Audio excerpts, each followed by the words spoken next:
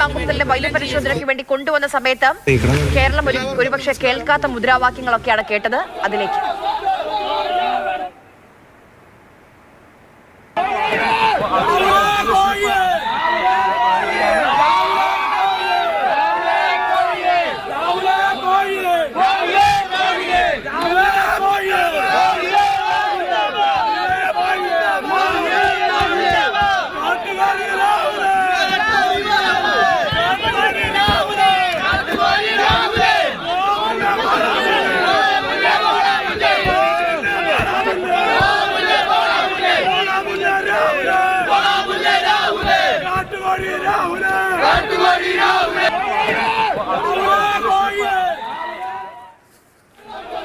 കേരളത്തിലെ ഒരു MLA ആണ് കാട്ടുകോഴി എന്ന് വിളിച്ചുകൊണ്ട് മുദ്രാവാക്യം വിളിക്കുന്നത്. ഇതൊക്കെ കേരളത്തിൽ കേട്ടുകേൾവിയില്ലാത്ത കാഴ്ചയാണ്, സംഭവങ്ങളാണ്. പക്ഷേ സ്വന്തം ചെയ്തികളാണ്. 1, 2, 3 അല്ല, അതിൽ കൂടുതൽ പെൺകുട്ടികളുണ്ട് ഇയാളുടെ വൈകൃതങ്ങൾക്ക് ഇരയായി. കേരളത്തിൽ പലരുടെയും ജീവിതം നശിപ്പിച്ചിട്ടുണ്ട്. അതിന്റെ ഒരറ്റം മാത്രമേ നമ്മുടെ മുന്നിലേക്ക് വന്നിട്ടുള്ളൂ എന്നുള്ളതാണ് വസ്തുത. പലരും ഭയന്ന്, ഇയാളുടെ ഭീഷണി ഭയന്ന് ജീവിതം ഇല്ലാതാകുമെന്ന ആശങ്കയിൽ പുറത്തു വരാത്ത കുറേയധികം ആളുകളുണ്ട് എന്നുള്ളതാണ് മനസ്സിലാക്കുന്ന കാര്യം. അവർക്ക് കൂടി പുറത്തേക്ക് വരാനുള്ള ധൈര്യമാകട്ടെ ഈ മൂന്നാമത്തെ പെൺകുട്ടിയുടെ പരാതി. പേര് വിവരങ്ങൾ പുറത്തു വരുമോ എന്നുള്ള ആശങ്ക, എങ്ങനെ പരാതിയുമായി മുന്നോട്ട് പോകുമെന്നുള്ള ഭയം, അതൊക്കെ ഉണ്ട്. പക്ഷേ ഇപ്പോൾ മൂന്നാമത്തെ പരാതിയാണ് രാഹുൽ മാങ്കുട്ടത്തിനെതിരെ. രാഹുലിന്റെ നിയമസഭാ അംഗത്വം റദ്ദാക്കാനുള്ള നടപടികൾ സ്പീക്കർ ആലോചിക്കുന്നുണ്ട്. അതിന്റെ നിയമസാധ്യതകൾ ഒരു ഭാഗത്ത് പരിശോധിക്കുന്നുണ്ട്. കോൺഗ്രസ് ചെയ്യാനുള്ളതെല്ലാം ചെയ്തു കഴിഞ്ഞു. ഇനി കോൺഗ്രസുമായി രാഹുലിന് ഒരു ബന്ധവുമില്ല. ആ പൊക്കിൽ കൊടി ബന്ധം അറത്തു കളഞ്ഞു എന്നുള്ളതാണ് VD സതീശൻ, UDFിന്റെ ചെയർമാൻ, പറയുന്ന കാര്യം. ഇനി രാഹുൽ മാങ്കുട്ടത്തിലെ വിഷയത്തിൽ നോ കമന്റ്സ് ചെയ്യാനായിരുന്നു ഉള്ളത്, പറയാനുള്ള അത് ചെയ്തു കഴിഞ്ഞു എന്നുള്ളതാണ് VD സതീശൻ പറയുന്ന ഒരു കാര്യം.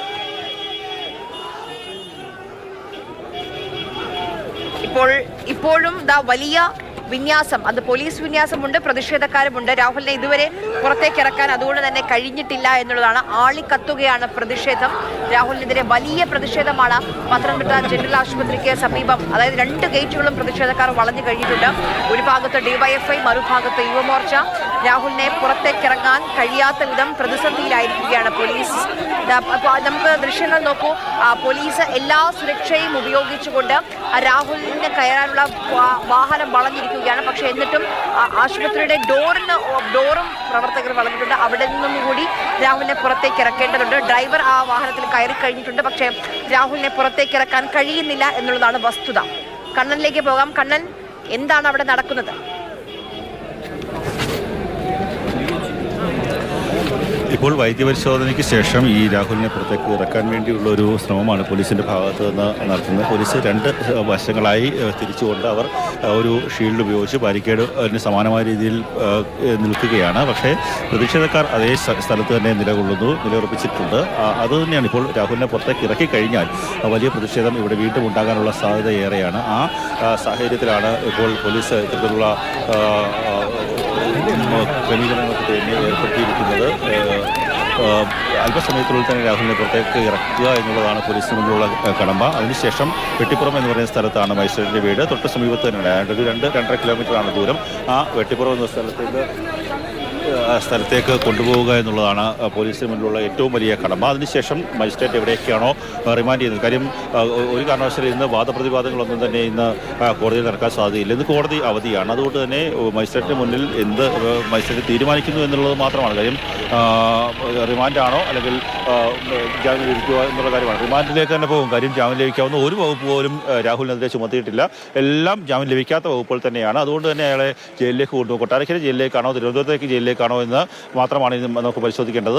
നമുക്ക് മനസ്സിലാക്കുവാൻ സാധിക്കുന്ന അനുസരിച്ച് കൊട്ടാരക്കര ജയിലിലേക്ക് ഏതാണ്ട് ഒരു 80% കൊട്ടാരക്കര ജയിലിലേക്ക് അയാളെ കൊണ്ടുപോകും എന്നുള്ളത് തന്നെയാണ് മനസ്സിലാക്കുവാൻ സാധിക്കുന്നത്. ഇപ്പോഴും പ്രവർത്തകർക്ക് സുധീഷ് ദൃശ്യങ്ങളിലേക്ക് പോകാം. ഇപ്പോൾ ആ പ്രവർത്തകരൊക്കെ തന്നെ ഇങ്ങനെ തമ്പടിച്ച് നിൽക്കുകയാണ്. വളരെ നേരത്തെ ഇടയ്ക്ക് മുദ്രാവാക്യം വിളിക്കുന്നുണ്ടായിരുന്നു. അവരൊക്കെ തന്നെ മുദ്രാവാക്യം വിളിച്ച് പോലീസിൻ്റെ പ്രവൃത്തി എങ്ങനെയാണ് അയാളെ ഇറക്കുന്നതെന്ന് നോക്കി സസൂക്ഷ്മം വീക്ഷിച്ച് നിൽക്കുന്ന ഒരു സ്ഥിതിയാണുള്ളത്.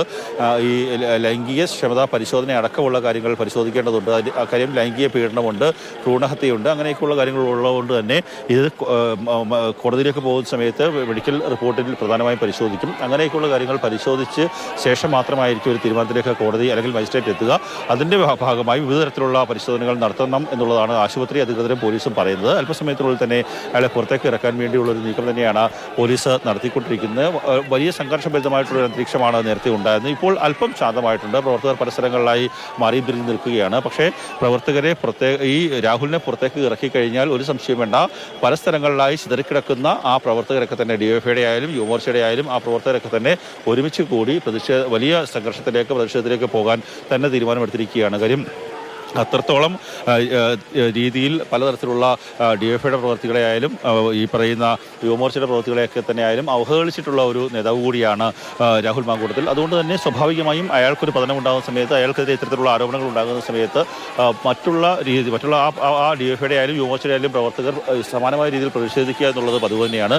നേരത്തെ നമ്മൾ ദൃശ്യങ്ങളിൽ നിന്ന് കണ്ടതാണ്. ഈ പൊതിച്ചോറുമായി എത്തി പ്രതിഷേധിക്കുകയാണ്. വൈകിട്ടത്തേക്കും ഉച്ചകളത്തേക്കും ഓരോ പൊതിച്ചോറ് ഞങ്ങൾ നൽകാം, എന്തായാലും ഞങ്ങൾ നടത്തുന്ന പ്രവൃത്തിയായ പൊതുച്ചോറിനെ ഒരു ഘട്ടത്തിൽ അശ്ലീല ചുവയോടെ അവഹേളിച്ച ആളല്ലേ, അതുകൊണ്ട് തന്നെ ഞങ്ങൾ നൽകുന്ന പൊതുച്ചോറുമായി പോകൂ എന്നുള്ള മുദ്രാവാക്യം തന്നെ മുഴക്കിക്കൊണ്ടാണ് ഡിവൈഎഫ്ഐ പ്രവർത്തകർ ഉണ്ടായിരുന്നത്. തന്നെയായാലും അല്പസമയത്തിനുള്ളിൽ തന്നെ അയാളെ പുറത്തേക്ക് ഇറക്കുക എന്നുള്ള ഒരു ലക്ഷ്യത്തോടു കൂടി നമുക്ക് ആ ദൃശ്യങ്ങളിൽ നിന്ന് കാണാം. ഇവിടെ മൊത്തം പോലീസ് സംവിധാനമാണ്. ഈ പോലീസ് ഉദ്യോഗസ്ഥരാണ്, ഡിവൈഎസ്പിമാരുടെയും അതുപോലെ തന്നെ CIമാരുടെയും നേതൃത്വത്തിലുള്ള വലിയ സംഘം തന്നെ സ്ഥലത്ത് ക്യാമ്പ് ചെയ്യുന്നുണ്ട്. അവർക്കൊക്കെ തന്നെ ഏത് വിധേനയും ആ രാഹുലിനെ പുറത്തേക്ക് ഇറക്കി സുരക്ഷിതമായി ഈ മജിസ്ട്രേറ്റിന് മുന്നിലേക്ക്